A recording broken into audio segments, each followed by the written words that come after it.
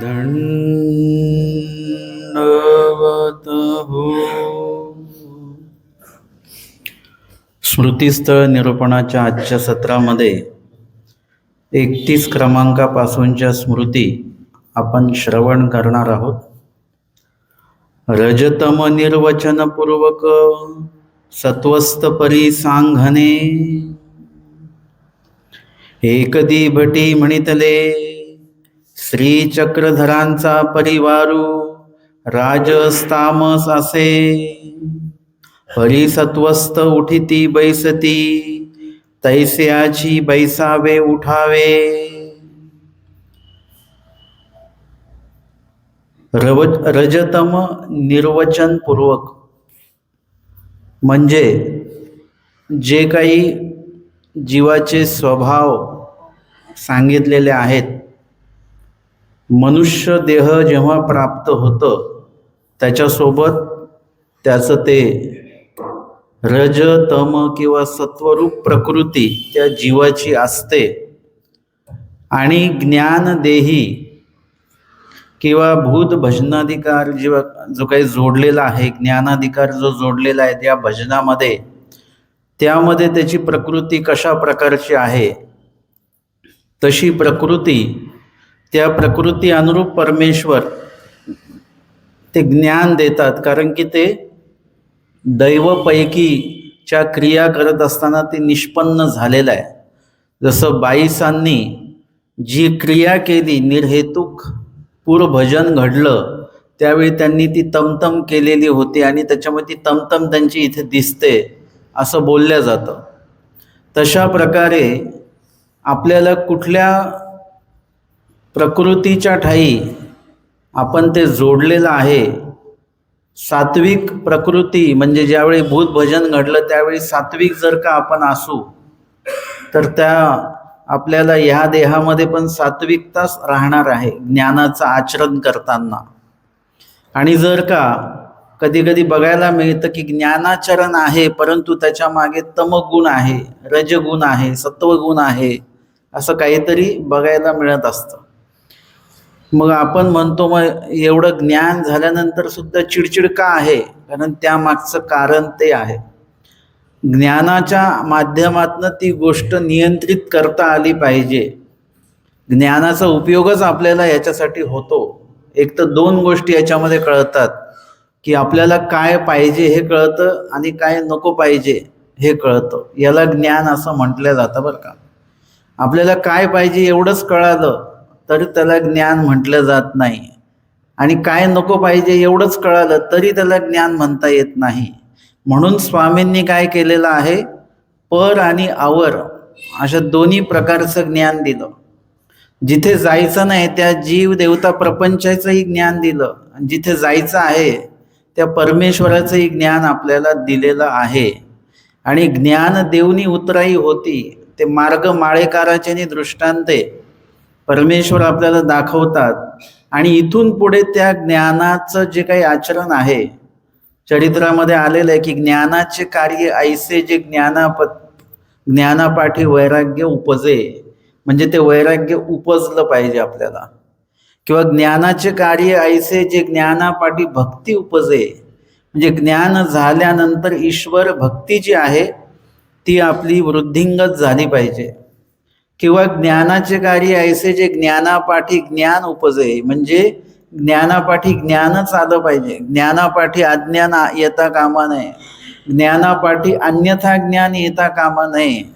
नाहीतर आपल्याला सूत्रपाठ अख्खं माहिती आहे, पाठांतर आहे, अर्थ पण माहिती आहे, पण क्रिया मात्र अन्यथा करत असू, आपण यथार्थ करत नसू, तर त्याला ज्ञान म्हटल्या जात नाही. आणि म्हणून इथे आपल्याला जेव्हा ज्ञान होतं त्यावेळेला सर्वप्रथम आपल्याला आपले दोष कळतात. आपण जेव्हा आरशात बघतो ना, आरशात बघितल्यानंतर सर्वप्रथम आपल्याला आपल्या चेहऱ्यावरचे दोष दिसतात. आणि मग ते दोष आपण काय करतो, ते घालवत असतो. डोळ्यांनी जेव्हा आपण बघतो तेव्हा आपल्याला कचरा दिसतो वगैरे वगैरे दोष दिसतात. मग आपण ते काय केलं पाहिजे की ते सर्व बाजूला केलं पाहिजे. स्वच्छता ती जी आहे ती केली पाहिजे. तसं ज्ञान झाल्यानंतर आपल्यातले जे काही अवगुण आहेत, आपली प्रकृती कशी आहे, राजस आहे का, तामस आहे का, सात्विक आहे, हिंसक वृत्ती काय आहे का आपली, म्हणजे ते गोष्ट कळाली पाहिजे. हिंसक वृत्ती म्हणजे कशी असते, सेवादास्यच करून राहिलेलं आहे. झाडताना मुंग्या दिसल्या की राग येतो एकदम, आणि त्या मुंग्याही झाडून काढतो. मग है ना, आपण माणसांना तर झाडून काढतोच, मग मुंग्यांनाही झाडून काढतो. मुंग्यांना झाडून काढलं तर काय होतं, त्या मुंग्या जखमी होतात, म्हणजे होतात, आपल्याला दिसत नाही ते. किंवा त्यातल्या काही मुंग्या आत्ताही मरत असतील, जखमी झाल्यानंतर नंतरही मरत असतील, परंतु तो एक कुठला तरी हिंसक वृत्ती त्याच्यामध्ये असते. किंवा अजून एक सोपा उपाय करतात, मुंग्या दिसल्या की पाणी टाकून द्यायचं बादलीभर, गेल्या तिकडे मुंग्या. झाडलं तर त्यांची हिंसा होते म्हणून पाणी टाकून द्यायचं, पाण्याने काय होतं, तरी हिंसाच होते. अशा प्रकारची वृत्ती सेवेमध्ये असणं, ज्ञान असून, आणि सेवादास्य हे उत्तम क्रिया आहे, तर त्याच्यामध्ये आपली हिंसक वृत्ती जी आहे तिथे दिसून येते. किंवा सेवा करताना एखाद्यावर राग करायचा, नुसता चिडचिड करायची, चिडचिड करून ती सेवा करून घ्यायची, म्हणजे तामस प्रकृती त्या ठिकाणी आपल्याला दिसते. आणि एखाद्या वेळेस शांततेने, तीच विधी आहे, परंतु ते सर्वांना समजून सांगणं शांततेने, स्वतःही शांत असणे, स्वतःची स्वस्थता पण ठेवणे आणि दुसऱ्यांची पण स्वस्थता ठेवणे, ही सात्विक प्रकृती आहे. म्हणजे जशी आपली प्रकृती असते तशा प्रकारे आपलं वर्तन असतं. मग ज्ञान असण्याचा फायदा काय आहे, ते ज्ञान झाल्यानंतर हे कळतं की माझी खूपच तमतम होते बरं का सेवादास्य करताना, तर त्याच्यावर नियंत्रण. आमचे स्वामी सांगतात स्वभावाला नाश नाही, परंतु एकीकडे सांगतात स्वभाव मात्रे, म्हणजे त्याला तुम्ही नियंत्रित करू शकता. एखादी भाजी तिखट झालेली आहे तर तुम्ही त्यातलं तिखटपणा काढू नाही शकत आता, परंतु त्याला नियंत्रित करू शकता. काहीतरी त्याच्यामध्ये लिंबू पिळला किंवा तूप टाकलं वगैरे, असं त्याला नियंत्रणामध्ये तुम्ही त्याला आणू शकता.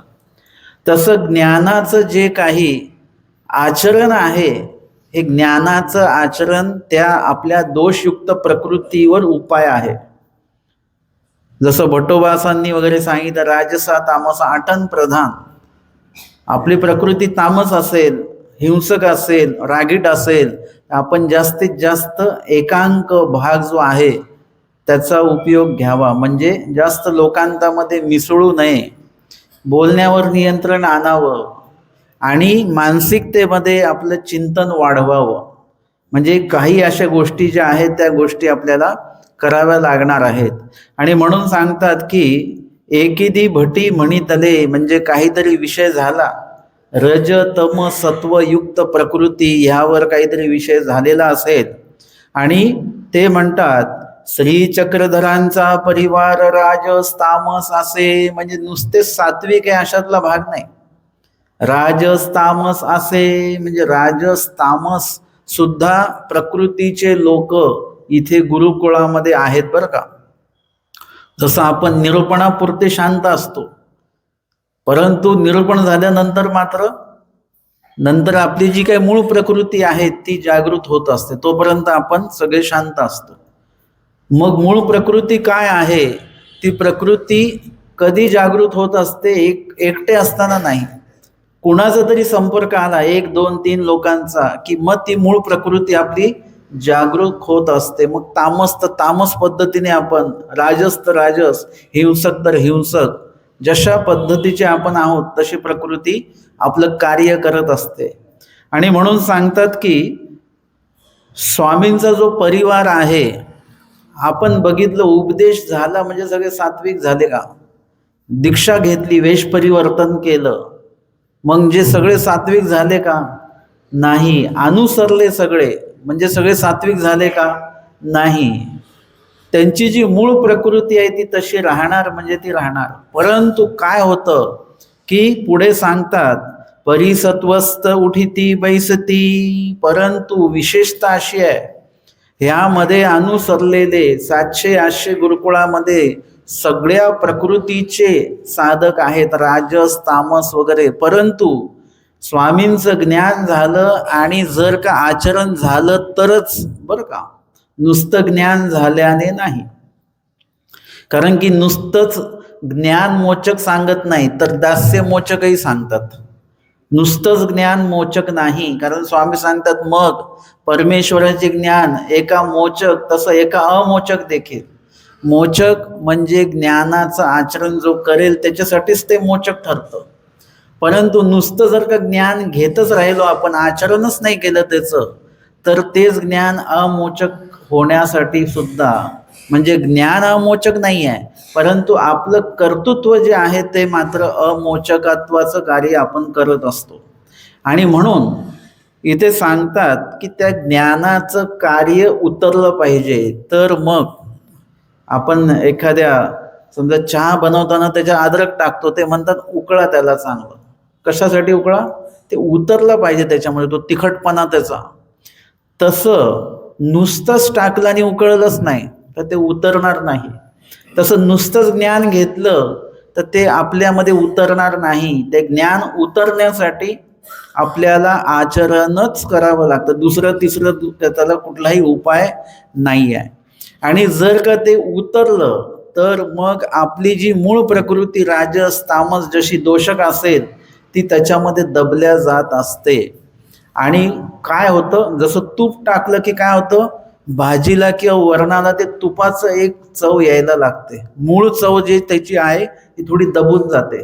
तिखटपणा असेल तो दबून जातो आणि त्या तुपाचं एक वेगळी चव आपल्याला त्याच्यामध्ये येत असते. तशी आपली मूळ प्रकृती जी आहे त्याच्यावर ज्ञानाच्या आचरणाचं जर का तूप आपण सोडलं तर आपली मूळ दोषच प्रकृती जी आहे ती दबल्या जात असते. आणि त्याच्यामध्ये ज्ञानाच्या माध्यमातून जी विनम्रता आमच्या स्वामींनी सांगितलेलं आहे की सत्वस्थिता धर्मी अधिकार. तुम्ही राजस असा की तामस असा, मुळामध्ये आपली प्रकृती सात्विक पाहिजे, पण ते काही आपल्या हातामध्ये आता नाही आहे. आपली प्रकृती जी आहे ती आहे. मग आता काय करायचं ना, आपली प्रकृती कशी का असेना पण तिला सात्विक ठेवण्याचा प्रयत्न आपला असला पाहिजे. त्याच्यावर ते नियंत्रण जे आहे ते आपलं असलं पाहिजे. शारीर जे काही आपण क्रिया करतो हिंसक, त्याच्यावर नियंत्रण आणा, मग वाचिकेमध्ये तर राहतं बरं का. जरी आपण शारीर बंद केलं तरी वाचिके मात्र आपली बडबड बडबड सुरू राहते. मग त्या वाचेवर नियंत्रण आणा. आता वाचिके जरी बंद केलं तर मानसिके सुरू राहतं बरं का. म्हणजे मनामध्ये ते खतखत खतखत सुरू राहते. बोलता येत नाही परंतु मनामध्ये मात्र ते सुरू आहे. तर त्यावर देखील आपल्याला नियंत्रण आणायचं आहे. आता मानसिकेवर नियंत्रण कसं आणायचं, तर त्याच्यासाठी तुम्हाला तुमचा वेळ विजनामध्ये अधिक प्रमाणामध्ये लावावा लागेल. स्वामींच्या वचनाचं चिंतन, आचरणाचं चिंतन, त्याच्यामध्ये स्मरणाचं चिंतन, लीळेचं चिंतन वगैरे वगैरे, चतुर्विध चिंतन, चतुर्विध स्मरणाचं चिंतन त्यामध्ये तुम्हाला घ्यावं लागेल. आणि सोबत त्या ठिकाणी धर्मचर्चेमध्ये जर का तुम्ही असाल तर बघा, तुमच्या मनामध्ये जे काही मूळ हिंसक विचार येतात ते बंद होऊन जातील. म्हणजे त्यांना संधी देऊ नका. जर का त्या गोष्टीला संधी दिली नाही तर काय होणार आहे की आपल्या मनामध्ये जर का दोष निर्माण नाही झाला तर तो वाचेमध्ये पण येणार नाही. वाचेमध्येच दोष कुठून येतो, तर तो मनातनं येत असतो. तर मनामध्ये दोष कुठून येत असतो, मनामध्ये दोष तशा प्रकारचं चिंतन आपण दोषयुक्त केलं तर येत असतं. तर तशा प्रकारच्या चिंतनाला वावच देऊ नका, वेळच देऊ नका, तसं वातावरण देऊ नका. चांगलंच जर का चिंतन करत राहिलात तर चांगलंच वाचिकेमध्ये पण चांगलंच येणार. आणि वाचिकेत जर का चांगलं आलं तर कर्तृत्वामध्ये पण चांगलंच येणार. मग हिंसक वृत्ती ती आपली बंद होऊन जाते. पूर्वाश्रमीचे भट्टोबा जर का आपण बघितले ती वेगळी परिस्थिती आहे. पण स्वामींच्या सन्निधानी आल्यानंतर आमचे स्वामी सांगतात आता तुमच्यामध्ये इथून बदल होणार आहेत, येथून तुम्हा स्थित्यंतर किंगा. म्हणजे तो बदल कशामुळे झालेला आहे, ज्ञानाचं आचरण त्यांनी ते केलं. स्वामींनी त्यांच्याकडनं करून घेतले, देवानी त्यांना घडवलं मडवलं आणि स्वतः भट्टोबासही घडले मडले. नुसतं घडवणं मडवणं पूरक नाही, तर ते स्वामी जे घडवतात मडवतात त्याच्यामध्ये आपण देखील घडलो मडलो पाहिजे. तर त्या घडवण्या मडवण्याला अर्थ प्राप्त होतो. नाही तर आमच्या स्वामींनी तर मार्तंडालाही घडवलं मडवण्याचा प्रयत्न केला, परंतु ते घडले मडले नाहीत. सारंग पंडितांनाही सांगितलं, दादोसांनाही सांगितलं, घडवण्या मडवण्याचा प्रयत्न सुरू केला, परंतु त्यांनी कुठलाही प्रतिसाद त्या गोष्टीला दिला नाही, म्हणून ते घडले मडले नाहीत. जसे भट्टोबास घडले मडले तसं कुणी घडलं मडलं नाही. आणि म्हणून परमेश्वराच्या त्या ज्ञानामध्ये ज्या काही गोष्टी सांगितलेल्या आहेत, नमूद केलेल्या आहेत, काही बदल सांगितलेले आहेत, काही गोष्टी काढून टाकायला सांगितल्या, काही गोष्टी स्वीकारायला सांगितल्या, या सगळ्या गोष्टींचं अनुपालन तुम्ही यथातथ्य जर का केलं तर काय होतं की आपल्या दोषश प्रकृतीमध्ये पण बदल होतो. आणि याचं जिवंत उदाहरण म्हणजे भट्टोबास आहेत. म्हणजे इतका आमूलाग्र बदल त्यांच्यामध्ये झाला. तो कशामुळे झाला? परमेश्वराच्या ज्ञान आचरणामुळे. आणि म्हणून हे सांगतात की स्वामींचा परिवार जरी राजस तामस जरी असला तरी सत्वस्थ उठिती बैसती, म्हणजे ज्ञानाच्या त्या आचरणामुळे सात्विकपणे उठणं बसणं त्यांचं आहे. आणि तैसियाची बैसावे उठावे, म्हणजे तुम्ही आत्मधनं कसे का असे ना, परंतु बाह्य आचरण तरी तुमचं चांगलं असलं पाहिजे. एक तर असं असतं की अंतर असेल तर ते बाह्य प्रगट होतं, है ना. एखाद्याचा चेहरा त्यांनी शांत ठेवायचा आहे, पण कसं काय ठेवायचा? त्याच्यासाठी मन शांत असावं लागतं. मन समाधानी असलं की चेहऱ्यावर ते सगळं उमटतं. मुळामध्ये म्हणजे मूळ असंच आहे की अंतरात असावं लागतं, मग ते बाह्य स्वरूपामध्ये प्रकट होतं. परंतु जर का अंतरामध्ये नसेलच तर मग काय करायचं? मग त्यांच्यासाठी सांगितलं वरवडे करिता भीतरासी ये, म्हणजे एक तर जमिनीच्या पोटात पाणी असताना मग ते वर येतं पाणी.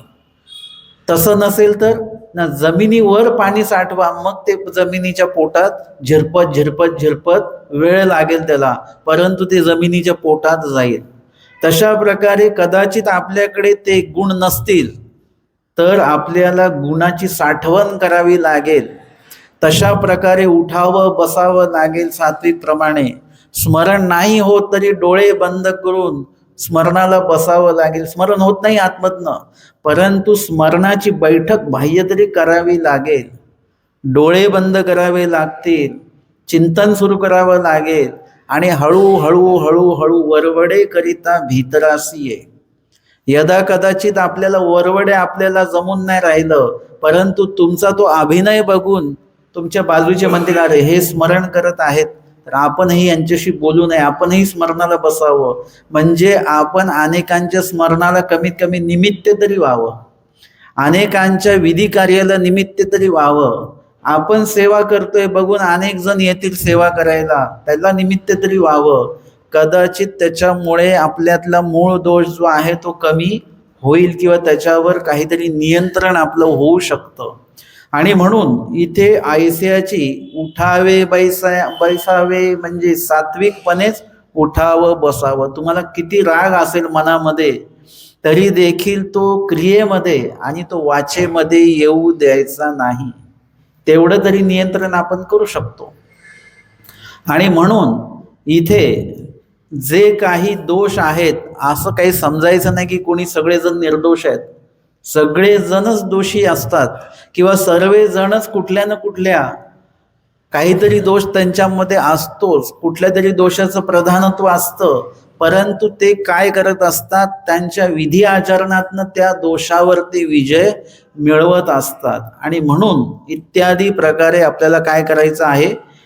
स्वामींनी सांगितल्या पद्धतीने राजसा तामसा धर्मी अधिकार नाही. राजस तामस राहिलो तर काय होतं? आपला दबदबा असतो बरं का. आपण जर का चिडचिडे आणि तामस असू तर सगळे लोक घाबरतात आपल्याला बोलायला वगैरे. म्हणजे हे काय अभिमानाची गोष्ट नाहीये बरं का. कारण की स्वामी सांगतात जो राजस तामस आहे तो धर्मालाच अधिकारी नाही. म्हणजे बाकीचं आपलं सर्व लोकांमध्ये सगळं चालेल, पण ईश्वर धर्माच्या ठिकाणी आपली शून्यता आहे, मग आपलं काहीच तिथे चालणार नाही. परंतु जर का सात्विक राहिलो तर कदाचित लोक घाबरणार नाही आपल्याला, पण सत्वस्थिता धर्मी अधिकार, परंतु आपण ईश्वर धर्माला मात्र अधिकारी ठरणार आहोत. आणि म्हणून आपलं लाभ कशामध्ये ते लक्षात घेतलं पाहिजे. राजस तामस असण्यामध्ये काही लाभ नाही, किंवा तो अवगुण आपल्याकडे असेल तर तो पाळण्यामध्ये जतन करण्यामध्ये कुठल्याच प्रकारचा लाभ नाही आहे. परंतु त्यावर जर का आपण सात्विक प्रकृतीचे मुळातच असू, किंवा कमीत कमी सात्विक पद्धतीचं आपण उठणं बसणं बोलणं करत असू, त्याचा लाभ मात्र आपल्याला धर्म कार्यासाठी होणार आहे. पुढची स्मृती घेऊया 32 क्रमांकाची. पंचनामपूर्वक क्षेपणे प्रशंसा. पंचनामपूर्वक म्हणजे ज्यांनी परमेश्वराच्या नामाच्या स्मरणाच्या माध्यमातनं देह क्षेपलेला आहे आपला, म्हणजे जीवन त्यांनी व्यतीत केलेलं आहे, त्यांची प्रशंसा भट्टोबास करत आहेत. एकदी भट्टोबासी म्हणितले, एकदा भट्टोबास म्हणतात. आणि जे काही धर्मवार्ता सुरू असते त्या धर्मवार्तेमध्ये हे विषय निघत असतात. आळू माळू विधी निषेधाचे ज्ञान झाले. आळू माळू म्हणजे थोडं जरी, एकदम पूर्ण नाही, परंतु थोडकं जरी विधी आणि निषेधाचं ज्ञान, एवढं एक लक्षात घ्या. नुसतंच 5 नामं नाही आहे तिथे. कोणी म्हटलं की आम्हाला काहीच ज्ञान नाही, नुसते 5 नामं आहेत, तसं नाही. विधी निषेधाचं पण ज्ञान आपल्याला असणं तेवढंच आवश्यक आहे. विधी म्हणजे काय करावं, आणि जे विहित केलेलं आहे त्याला विधी असं म्हटलं जातं. आणि निषेध म्हणजे काय करू नये याचं सुद्धा ज्ञान देवाने करून दिलेलं आहे. यथा असतीपरी प्रकरणामध्ये विकार विकल्प शून्य स्वभाव मात्रे निरालंबी हे काय आहे, निषेध सांगितलेला आहे. यावर नियंत्रण आणा किंवा ते शून्य करा, दोषांचा त्याग सांगितलेला आहे त्याच्यामध्ये. आणि पुढचं वचन आहे तर देवता स्मरणे जो जन्मक्षेपी, हे 2 वचन काय आहे, विहित आहेत. स्मरण करावं हे सुद्धा विहित आहे, आणि जन्मक्षेपावा त्याच्यासाठी हे सुद्धा विहित आहे.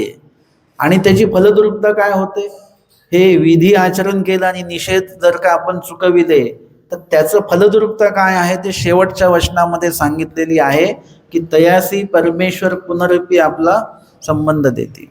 म्हणजे या ठिकाणी आपल्याला दोन्ही गोष्टी करायच्या आहेत. नुसतंच विधी आचरत बसायचं नाही, नुसतंच दोष त्यागत बसायचं नाही, दोन्हीचा समतोल झाला पाहिजे. जर का तुम्ही अन्यवार्ता बंद करत आहात तर त्याच वेळेला तुमची धर्मवार्तेचं सुद्धा गुण तुम्ही वाढवला पाहिजे. सुरुवातीला अन्यवार्ता आपण बंद केली की मी 8 दिवस झाले अन्यवार्ता केलेली नाही, चांगली गोष्ट आहे. मग धर्मवार्ता सुरू केली का, नाही, धर्मवार्ता पण केलेली नाही, तर तसं नाही चालणार.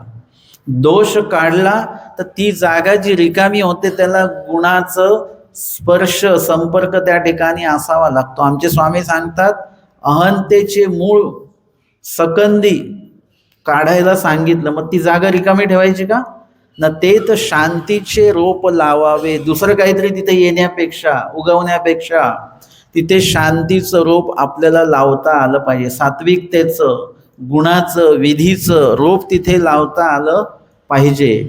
तशा पद्धतीने विधी निषेधाचे ज्ञान झाले, म्हणजे काय आचरावं याचं ज्ञान घेत असताना काय त्यागावं याचं ज्ञान त्याच वेळेला आपल्याला घेता आलं पाहिजे. किंवा इथे सांगितलं जसं की पश्चात प्रहरी उठा, म्हणजे आपल्या झोपण्याचा जो दोष आहे तो आपण काढून टाकला. सकाळी उठलो आपण 3 वाजता, पण 3 वाजता उठून करायचं काय त्याचं ज्ञान आपल्याला असलं पाहिजे की ते पश्चात प्रहरी उठलं तर तिथे परमेश्वराच्या नामाचं स्मरण केलं तर परमेश्वर हृदयी येतात असं स्वामींनी सांगितलेलं आहे. म्हणजे एक दोष बाजूला करताना दुसरा गुण तिकडे त्या ठिकाणी, एक निषेध चुकवला तर तिथे दुसरा विधी जो आहे तो विधी त्या ठिकाणी आपण आचरला पाहिजे. आणि म्हणून सांगतात की ते विधी निषेधाचं ज्ञान झाल्या, येही पाचे नामी जो झाडातळी जन्मक्षेपी. नुसतं 5 नामं नाही बरं का, नाहीतर म्हणतात की एरवी वासनिक ही म्हणेल, जे प्रापंचिक व्यक्ती पण म्हणेल माझ्याकडे 5 नामं आहेत, मला काही वेश परिवर्तन करण्याची गरज नाही, मला संन्यास घेण्याची गरज नाही, मला घर सोडण्याची गरज नाही, है ना. असं सगळं जर का वाटत असेल आपल्याला तर असं नाही. तुम्ही किती घरी राहून अभ्यास करत असाल तरी परीक्षा द्यायला मात्र तिकडे जावं लागतं. घरच्या घरी परीक्षा वगैरे काही देता येत नसते. काही गोष्टी आहेत, तुम्ही घरच्या घरी किती डॉक्टर असले तरी ऑपरेशन करायला घरच्या घरी करता येतं का ऑपरेशन? म्हणजे काही गोष्टींसाठी आपल्याला घर त्यागावं लागतं, म्हणजे लागतंच. त्याला दुसरं तिसरं कुठलाही पर्याय नाही. आणि म्हणून सांगतात की पाचे नामी विधी निषेधाचं ज्ञान झालं आणि 5 नामांचं स्मरण आहे. म्हणजे कसं, नुसतंच 5वं नाव घेत राहिलं का? तसं नाही. 5व्या नामाचं स्मरण करताना त्याच्यात लीळा पण आली पाहिजे, मूर्ती पण आली पाहिजे, चेष्टा पण आली पाहिजे. म्हणजे काय आलं पाहिजे? हे चतुर्विध स्मरण घडलं पाहिजे. पुन्हा संबंधाला नेणारं स्मरण पाहिजे. आपलं जे स्मरण जे आहे ते आपल्याला या त्या गोष्टी प्राप्त करण्यासाठी त्या स्मरणाचा उपयोग सुरू आहे आपला, है ना.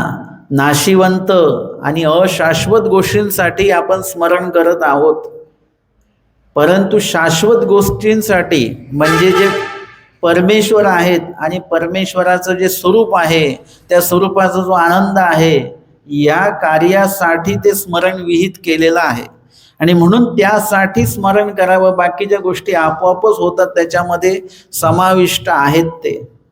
आणि म्हणून इथे आपल्याला चतुर्विध दुःखेसी चतुर्विध स्मरण घडलं तर ते पुन्हा संबंधाला घेऊन जाईल, तरच आपल्या ईश्वराकडे जाण्याचा प्रवास सुरू राहणार आहे बरं का. तुम्ही जर का सहेतुक स्मरण केलं तर सहेतुक स्मरण तुम्हाला काय तिकडे पुन्हा संबंधाकडे घेऊन जाणार नाही. ते स्मरण आपलं ईश्वर प्राप्तीच्या उपयोगी जाणार नाहीये. बाकी त्याचं तुम्हाला काही दृष्टपर मिळेल तर आमचे स्वामी सांगतात दृष्टे अदृष्ट न सदे. जर का स्मरणाने तुम्ही दृष्टपर साध्य करतायत मग आता अदृष्ट भेटणार नाही बरं का. तुम्ही सेवादास्य दृष्टपर हेतूने करतायत की लोकांमध्ये माझं नाव व्हावं, प्रसिद्धी व्हावी, तर दृष्टपर मिळालं तर आता अदृष्ट मिळणार नाही. अन्नदान केलं कशासाठी? माझी प्रसिद्धी व्हावी म्हणून, तर आता अदृष्टपर जर त्याच्यातनं तुम्हाला प्राप्त करायचं तर दृष्टपर हेतू ठेवून ते कार्य केलं तर आता अदृष्टपर त्याच्यातनं प्राप्त होणार नाही. तशा पद्धतीने नामस्मरण जर का तुम्ही सहेतुक पद्धतीने केलं, या सगळ्या सहेतुक आहेत गोष्टी, नाम मान मान्यता प्रसिद्धी हेतू कारणे आपण जे करतो किंवा एखादी गोष्ट प्राप्त व्हावी म्हणून ते करत असू तर सगळं ते सहेतुकामध्ये जातं. पण ईश्वर पैकीचं ज्ञान प्राप्त व्हावं, सेवादास्य प्राप्त व्हावी, प्रेमोपाय प्राप्त व्हावा म्हणून जर का तुम्ही स्मरण करत असाल, ईश्वर स्वरूपाची प्राप्ती व्हावी म्हणून स्मरण करत असाल तर ते निर्हेतुकामध्ये जात असतं. कारण की तुमचा त्याच्यामध्ये तुम्ही परमेश्वर पैकीचं मागत आहात. पर आणि आवर असे 2 भेद केलेले आहेत. तसं तुम्ही आवर पैकीचं मागत असाल तर सगळं सहेतुकामध्ये जातं, ते ईश्वराकडे जाणार नाही. आणि निर्हेतुक परासाठी जर का तुम्ही करत असाल तर मात्र ते सगळं निर्हेतुकामध्ये जात असतं. आणि म्हणून मग काय होणार आहे की ते स्मरण तुम्हाला पुन्हा संबंधाकडे घेऊन जातं.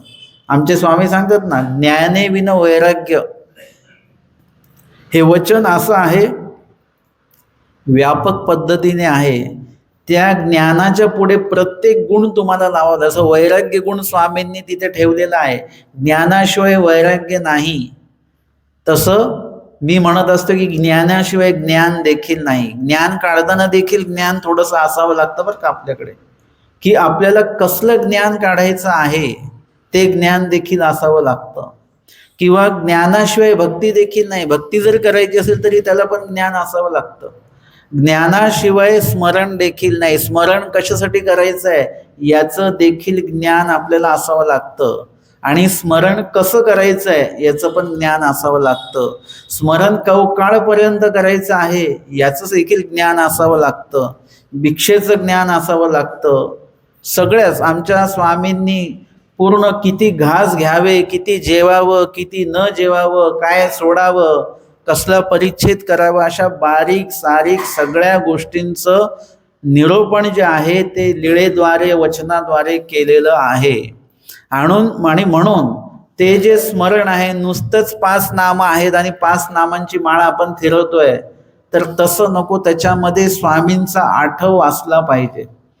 आता समजा आपण जुन्या कुठल्याही जे गुणदायक व्यक्ती आहेत त्यांचं जेव्हा नाव घेतो, अधिकरण जुने कोणीतरी आहेत किंवा प्रस्तुत कोणीतरी आहेत, त्यांचं नुसतंच नाव घेत नाही आपण. त्यांचं नाव घेतल्यानंतर त्यांची जी काही विधी आहे, त्यांची क्रिया आहे, त्यांचं निरूपण आहे, सगळं आपल्या डोळ्यासमोर येतं.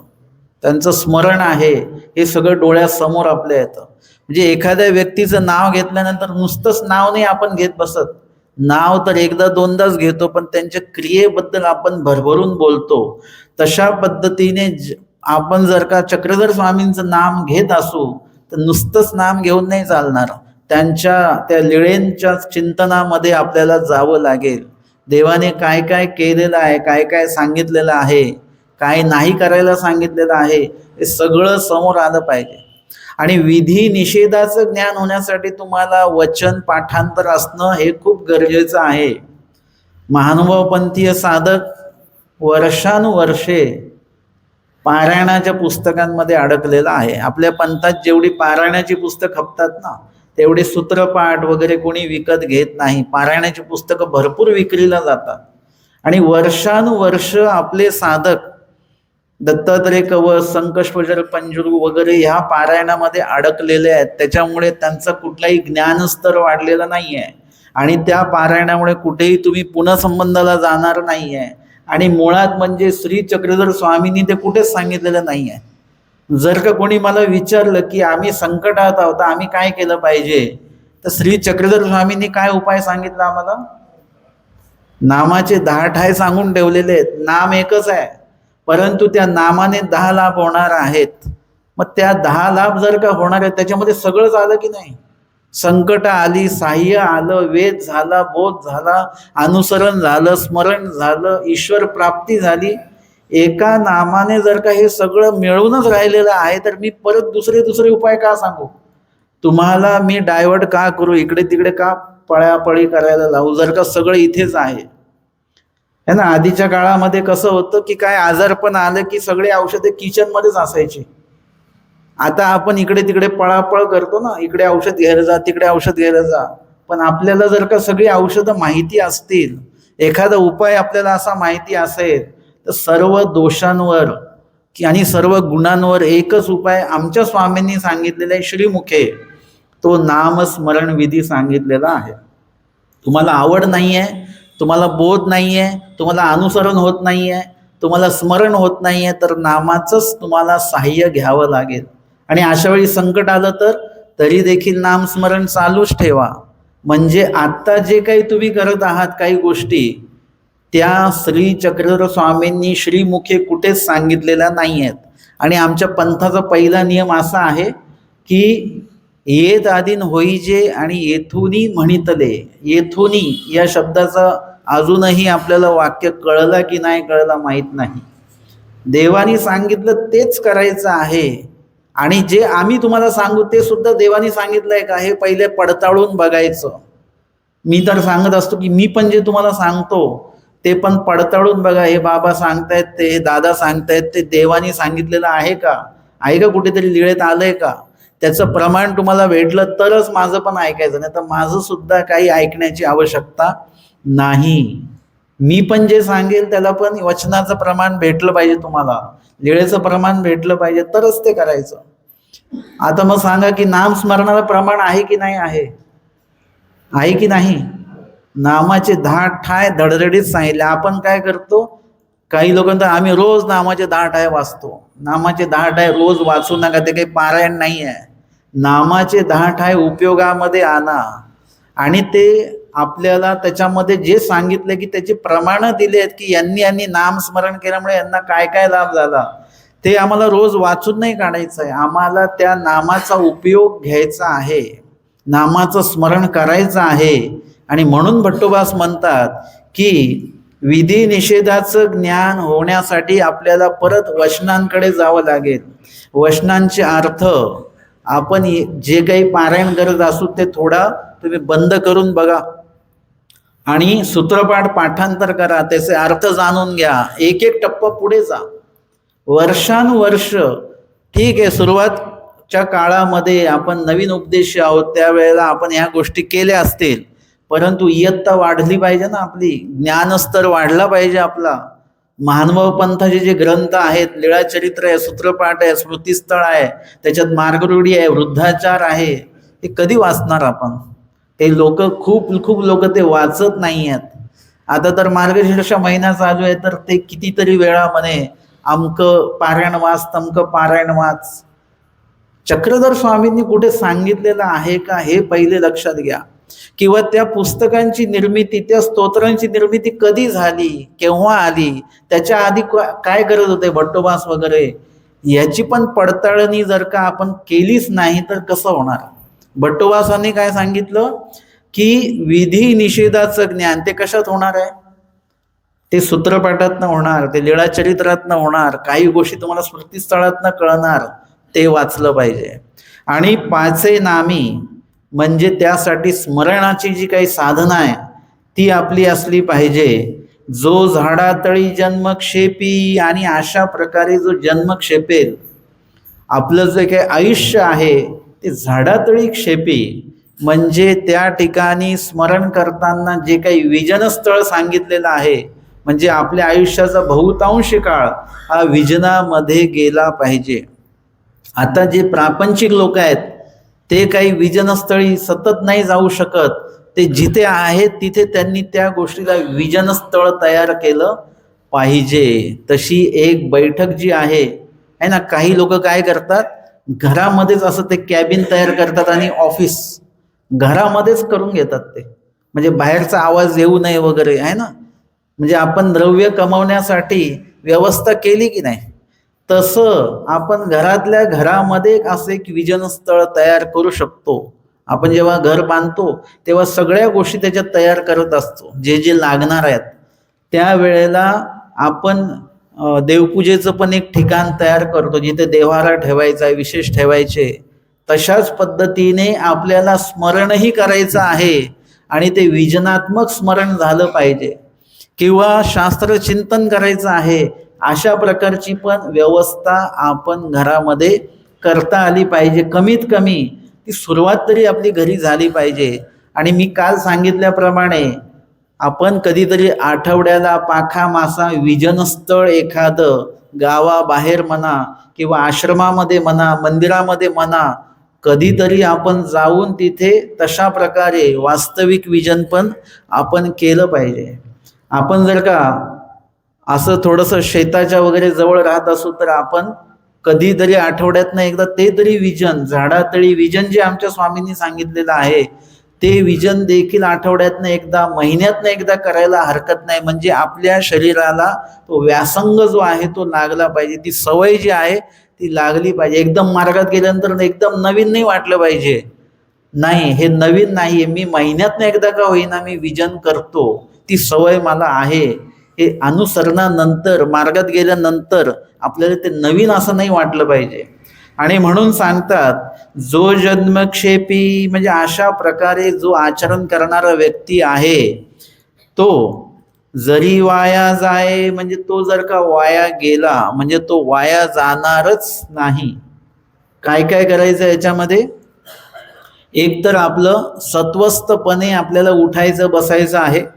त्याच्यानंतर विधी निषेधाचं ज्ञान आपल्याला असलं पाहिजे, म्हणजे काही क्रिया करताना हे चूक घडतं हे लक्षात आलं पाहिजे, काही क्रिया करताना हे बरोबर सुरू आहे एवढं आपल्याला लक्षात आलं पाहिजे, हे श्रीमुखीचं आहे एवढं लक्षात आलं पाहिजे, हे श्रीमुखीचं नाही हे देखील लक्षात आलं पाहिजे.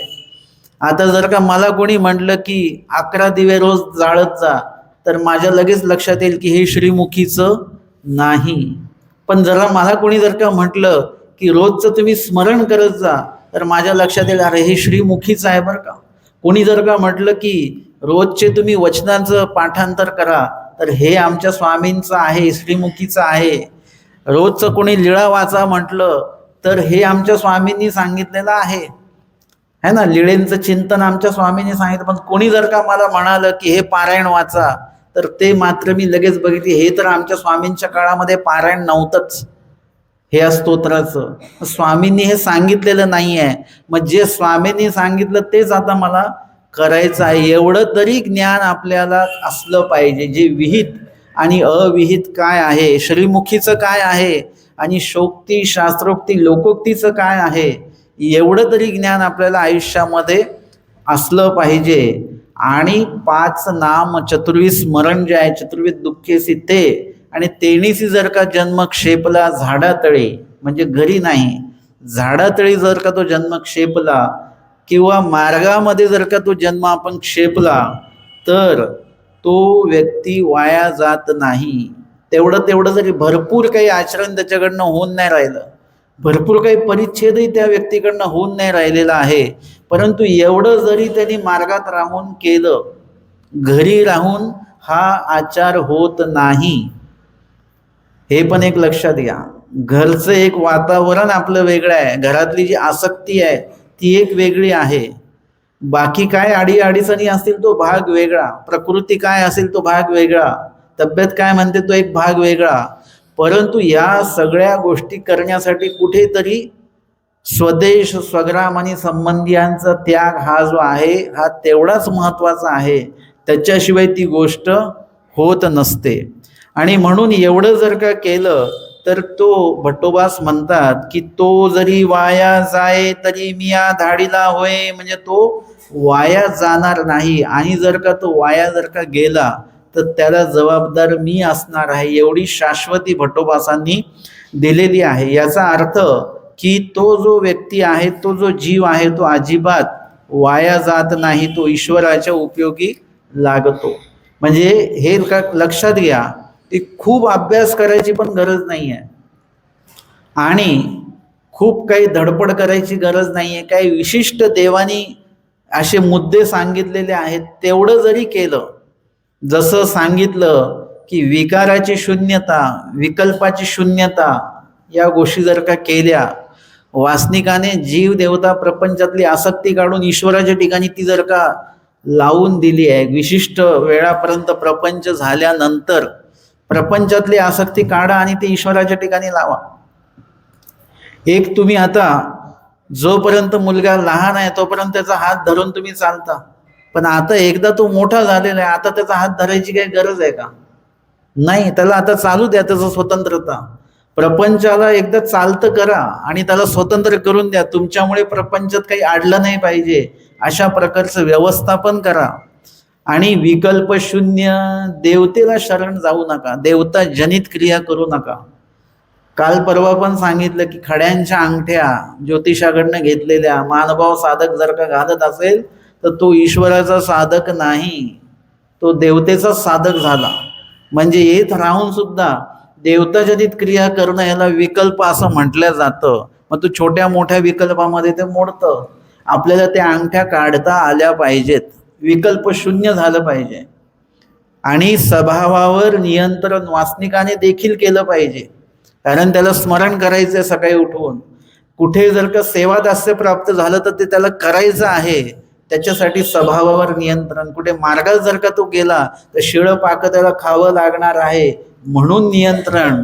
निर्दोषपणे सात्विकपणे त्याला क्रिया करायची, म्हणून राजस तामस स्वभावावर नियंत्रण वासनिकाने देखील केलं पाहिजे. आणि निरर्थक जे आलिंबन आहे, म्हणजे ईश्वर श्रीमुखीचं सोडून जे काही धरून ठेवलेलं आहे आपण, ते आपल्याला सोडता आलं पाहिजे. आणि वासनिकाने देखील नामस्मरण केलं पाहिजे. आणि जर का अशा प्रकारे तो जन्म क्षेपत असेल तर तयासी परमेश्वर पुनरपी आपला संबंध देती, म्हणजे त्याला अनुसरणाचा योग येऊ शकतो. अशा जीवाला, सगळ्यांना तो योग येणार नाही, परंतु अशा वासनिकाला मात्र अनुसरणाचा योग येण्याचं परमेश्वर निश्चितच विचार करतील आणि त्याला ते अनुसरण घडू शकतं. आणि अशा पद्धतीने वासनिकाला देखील अनुसरणापर्यंत पोचायचं आहे. वासनिक पुनःसंबंधापर्यंत पोचणार नाही हे क्रिया केल्याने, तो अनुसरणापर्यंत पोचेल. आणि मग अनुसरणामध्ये जी चर्या करेल मग जीव पुनःसंबंधाला पोहोचेल. अनुसरलेला जर का जीव असेल आणि त्यांनी हे सगळे विधी केले, अस्थिपरीचं आचरण जर का केलं, तर ती व्यक्ती पुनःसंबंधापर्यंत पोहोचेल. आणि पुनःसंबंधी जी काही क्रिया होणार आहे ती अप्रोक्ष ज्ञानापर्यंत घेऊन जाते. अप्रोक्ष ज्ञानातली क्रिया सामान्य ज्ञानापर्यंत, सामान्य ज्ञानातल्या विधिविधान हे विशेष ज्ञानापर्यंत घेऊन जातात. आणि विशेष ज्ञानामध्ये जे काही घडवून घेतात स्वामी, ते ईश्वराच्या स्वरूपाच्या आनंदाच्या प्राप्तीला घेऊन जाणार आहे. अशा प्रकारे प्रत्येक ज्ञानामध्ये आणि प्रत्येक टप्प्यामध्ये आपण जी क्रिया करतो ती क्रिया आपल्याला पुढच्या टप्प्यामध्ये घेऊन जाते. ती सरळ ईश्वर प्राप्तीमध्ये नेणार नाही आहे, पण ईश्वर प्राप्तीचा जो काही आपला प्रवास आहे त्या प्रवासामध्ये आपल्याला पुढे पुढे पुढे ते घेऊन जाणार आहे. आणि म्हणून अशा पद्धतीने आपण जे काही आचरण करणार आहोत तेच आपल्याला ईश्वराकडे घेऊन जाणार आहे. पुढची स्मृती येते 33 क्रमांकाची. साकाईसा गृहस्मरण निषेधे विजन प्रकाशी कवणाचा गोल्लोक म्हणणे. साकाईसा नावाच्या या वासनिक आहेत, उपदेशी आहेत आणि प्रापंचिक आहेत. त्यांना गृहस्मरण निषेधे म्हणजे गृहस्मरण ते करत होत्या, विजनी जात नव्हत्या. जे वासनिकालाही विजन असावं हे जे काही आता आपण मांडलं त्याच्या संदर्भातली ही स्मृती इथे येते. आणि विजन प्रकाशी त्यांना विजनाला जा असं भट्टोबासांनी लक्षात आणून दिलं. आणि कवणाचा गोलो म्हणणे म्हणजे कुणाचा गोलो असं भट्टोबास म्हणतात. ते का म्हणतात ते स्मृतीमध्ये आपण बघूया. साकाईसे तिये वासनिके. साकाईसा ज्या होत्या त्या कोण आहेत? वासनिक आहेत. हा तरी ती म्हणजे विधवा आहेत, म्हणजे पती नाही आता सरले ते. भट्टोबासांची शिष्ये आणि भट्टोबासांकडनं त्यांना धर्मश्रवण झालेलं आहे. शिष्य आहेत भट्टोबासांच्या. भट्टोबास तयाच्या गावा गेले होते आणि भट्टोबास त्यांच्या गावाला एकदा गेलेले असताना गोल्हो तो तयाचे नातोंडू. आणि गोल्हो हा तयाचा त्यांचा कोण होता? नातू होता. एक दी साकाईसे भट्टोबासी म्हणितले. आणि तिथे गेलेले असताना काही दिवस समजा भट्टोबास तिथे थांबलेले आहेत आणि त्या वेळेला भट्टोबास त्यांना म्हणतात, साकाई तू विजना का न वचसी. त्यांनी बघितलं हे विजनाला काही जात नाहीत, हे घरीच राहतात, घरातनं काही बाहेर पडत नाहीत. मग ते विजनाला का नाही जात बरं तुम्ही? तीही म्हणितले भट्टो मी घरी गोल्लो ते जव जव खेळवी तव तव देव आठवतो. त्यांनी काय सांगितलं?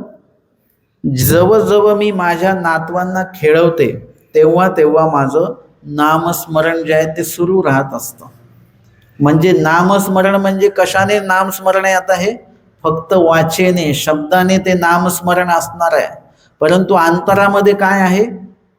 त्या नातवाचीच काळजी असणार आहे. तो कुठे गेला, काय गेला, हे खाऊ नको, ते खाऊ नको, आणि मध्ये मध्ये देवाचं नावही घ्यायचं. म्हणजे प्रपंचामध्ये परमार्थ म्हणतात तो असा आहे का? तो असा नाही.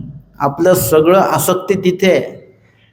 भट्टोबासांनी सांगितलं की तुम्ही विजनाला का नाही जात, म्हणजे विजनाला तुम्ही गेलं पाहिजे. ते म्हणतात नाही, नातवाला जसं जसं मी खेळवते तसं तसं देवाचं नावही आठवते. भट्टोबास म्हणतात की गृहस्मरणापसी झाडा तळी मनोरथ आठवसी ते निके. म्हणजे गृहस्मरणापशी घरी स्मरण करण्यापेक्षा तुम्ही विजनस्थळी गेले पाहिजे.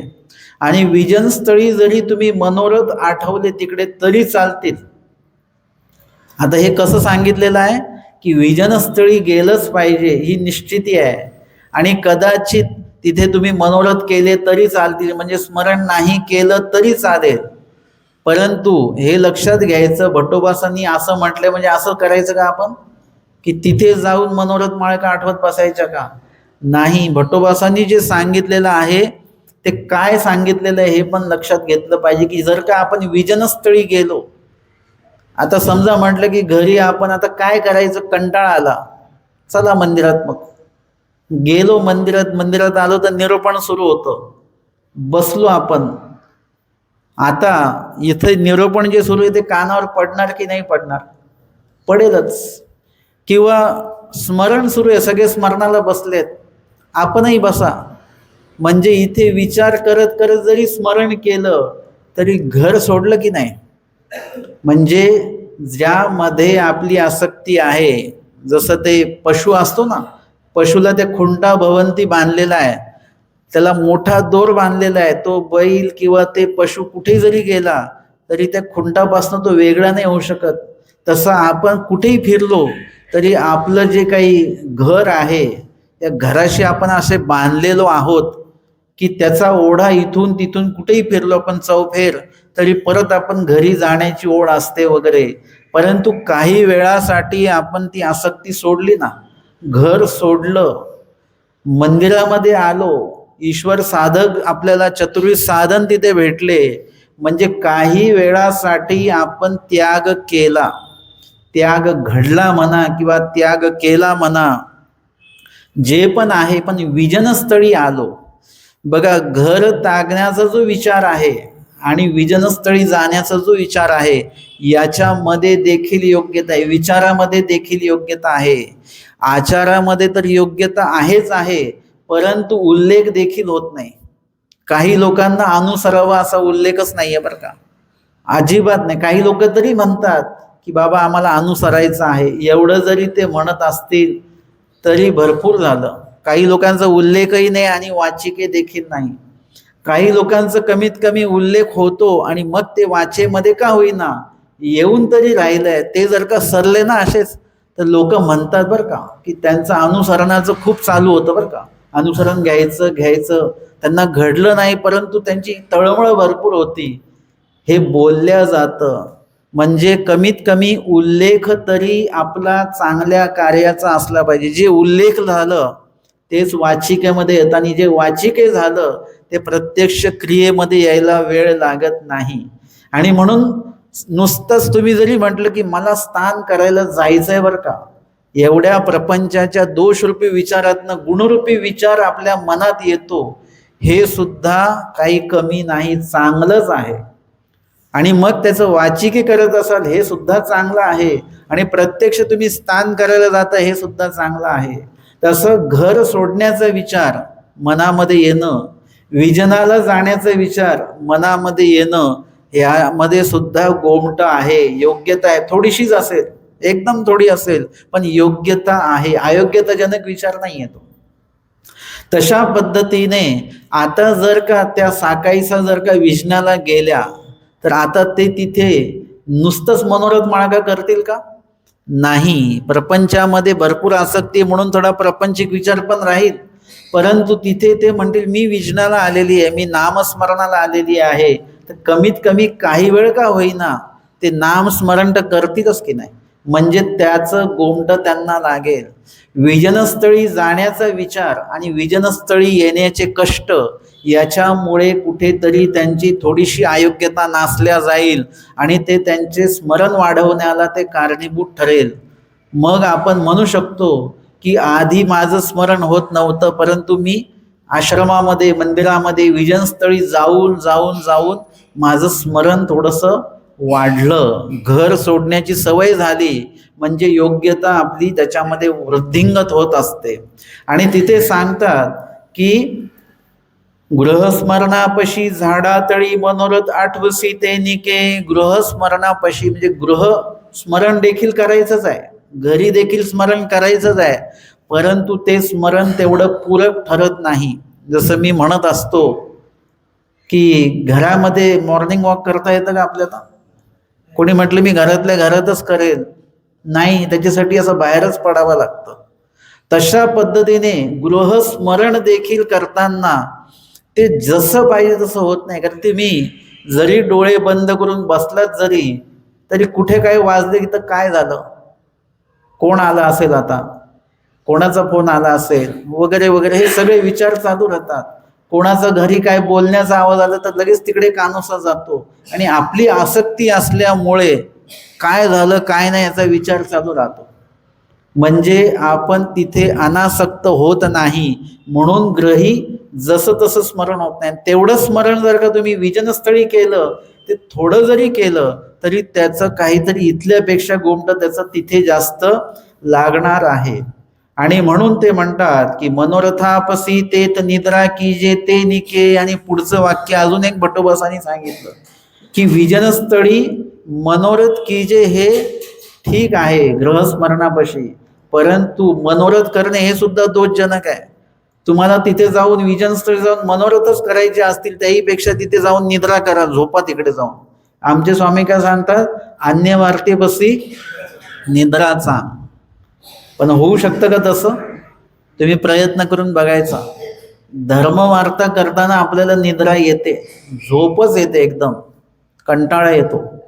परंतु तुम्हाला एकदम झोप येते, डोळे लागतायत, आणि अशा वेळेला जर का अन्य वार्ता सुरू झाली ना तर आपले डोळे लगेच उघडून बसतात बरं का. मला वाटलं स्वामींचं आचरण किती सोपं आहे एकदम. अन्य वार्तेपाशी काय करा, निद्रा घ्या. झोपणं तर कुणालाही चांगलंच वाटतं, परंतु याचं चिंतन मी जेव्हा केलं तर अन्य वार्ता करायला लागलो आपण की आपली झोप उडून जाते, मग झोपच येत नाही. झोपलेला माणूस पण उठून बसतो आणि अन्य वार्तेमध्ये सहभागी होतो. रात्री उशिरापर्यंत अन्य वार्ता चालू राहते, पण धर्मवार्ता मात्र कमी वेळ देखील आपण करायला आपल्याला लगेच आळस येतो, कंटाळा येतो. म्हणून स्वामींनी ते आचरण सांगितलं की अन्य वार्तेपासून निद्रा करा, तेवढेच तुमचे वाचिके मानसिके दोष थांबून राहतील, ते उक्त होणार नाहीत. म्हणजे या ठिकाणी भट्टोबासांनी काय सांगितलं, गृहस्मरणापेक्षा विजनी मनोरथ, आणि मनोरथापेक्षा पण विजनी निद्रा जर का घेतली तर अजून उत्तम. परंतु हे कोणासाठी, जो गुणयुक्त नाही आहे, ज्याच्याकडे गुण कमी आहे त्याच्यासाठी सांगितलं. परंतु जे गुणवंत आहेत त्यांच्यासाठी मात्र विजनी नामस्मरणच आहे. त्यांच्यासाठी विजनी निद्रा हे त्यांच्यासाठी नाही, त्यांच्यासाठी विजनी विजनच स्वामींनी किंवा भट्टोबासांनी विहित केलेलं आहे. यावरी भट्टोबासी म्हणतले की अनिका काळी म्हणितले हे नेणीजे. आणि मग त्याच वेळेला की नंतरच्या काळात भट्टोबासांनी त्यांना हे पण वाक्य म्हटलेलं आहे की कवणाचा गोल कवणाची स्थिती. म्हणजे ते म्हणतात की माझा नातू गोलू, मग त्याला कोण बघेल, आणि ते माझी नाती आहे स्थिती, म्हणजे तिचं अजून काही नाव असेल तर तिचं कसं होईल, मग मी जर का मग विजनाला गेले तर तिला कोण सांभाळेल, वगैरे वगैरे. ते तेव्हा भट्टोबास म्हणतात कवणाचा गोलू आणि कवणाची स्थिती तू आपले चिंती ओ साकूबाई. म्हणजे खूपशे आजी आजोबा आता त्याच्यामध्येच अडकलेले बरं का. ते स्वतःमध्ये होते, मग त्याच्यानंतर लग्नामध्ये, त्याच्यानंतर मुलांमध्ये, त्याच्यानंतर आता नातवांमध्ये, आणि मग म्हातारपणामध्ये. म्हणजे असे आपण आपल्याला स्वतःला अडकवत अडकवत अडकवत ठेवतो आहोत. आमचे स्वामी स्वातंत्र्य हा मोक्ष सांगून टाकतात, पण आपण बंधन हेच आपलं विश्व करून टाकतो. आणि त्याच्यामुळे काय होतं की आपल्याला काळजी आता नातवांची आहे. भट्टोबास म्हणतात कोण नातू आणि कोण नाती, तू आपले चिंती ओ साकूबाई. म्हणजे कधीतरी आपल्या स्वतःच्या जीव स्वरूपाचा विचार आपण केला पाहिजे. जर का आपण सरल्यानंतर त्यांचं काय आहे ना, आजी आजोबा सरल्यानंतर नातवांचं काय, ते भूत बनून येतात का तिथे त्यांना सांभाळायला? नाही, मग त्यांचं चालतंच की नाही. तशा प्रकारे कुठेतरी जीवनामध्ये त्या तरुण वयामध्ये आपण देवाच्या संदर्भातल्या विधींचा विचार केला नाही, नंतरच्या काळात नाही केला, त्याच्यानंतरच्या काळात नाही केला, पण आत्ता तरी आपले हातपाय चालतायत, तर तेव्हा तरी आपण आपल्या जीव स्वरूपाच्या भल्याचा विचार केला पाहिजे आणि आपल्या जीवाचं आपण भलं करून घेतलं पाहिजे. तू आपले चिंती ओ साकूबाई. दुसऱ्यांच्या चिंता करत बसू नका. दुसऱ्यांचं नशीब त्यांच्या सोबत लिहिल्या गेलेलं आहे. तुमच्यामुळे त्यांचं नशीब पुढे जाणार आहे, आणि तुम्ही नसले की त्यांचं नशीब थांबणार आहे, असं काही होणार नाही. तुम्ही नसले तरी जग चालणारच आहे, आणि तुम्ही असल्याने काही काही नवीन नवल होणार नाही आहे, हे पण लक्षात घ्या. म्हणून आपण आपला विचार केला पाहिजे. आणि हास्य केले, आणि भट्टोबास हसलेले आहेत. सीती तेही तयाची नाती, ती तिची नात होती. मग एकू दिसू तेही आपल्या पुत्रावरनी. भट्टोबासांपुढा दोन्ही ओविया म्हणितलिया. त्यांच्या मुलावरून त्यांनी काय केलेलं आहे, दोन ओव्या म्हटलेल्या आहेत. गोविंदू नाही जयाचा वंशी तो पाथर कुसी निपन्नले. म्हणजे श्रीकृष्ण महाराजांसारखा गुणवान जो माझ्या उदरी आलेला नाही, नाही जयाच्या वंशी, ते पाथर कुसी निफन्नले. म्हणजे एका प्रकारे मी जीवाला नाही तर दगडाला जन्म दिलेला आहे. कारण त्यांचा मुलगा कदाचित धार्मिक वगैरे नसेल, तर माझ्या मुलाला धर्माचा पाजरच फुटत नाही, तो दगडच आहे एक प्रकारचा. वियुनिया वांज झाली ओ माये. म्हणजे पुत्राला जन्म देऊन देखील मी काय झाले, वांज झाली. म्हणजे गुणवान पुत्राला जन्म नाही दिला, हे वांजपणासारखंच आहे. दोषवंत मुलाला मी जन्म दिला, ज्याला देवा धर्माची आवड नाही.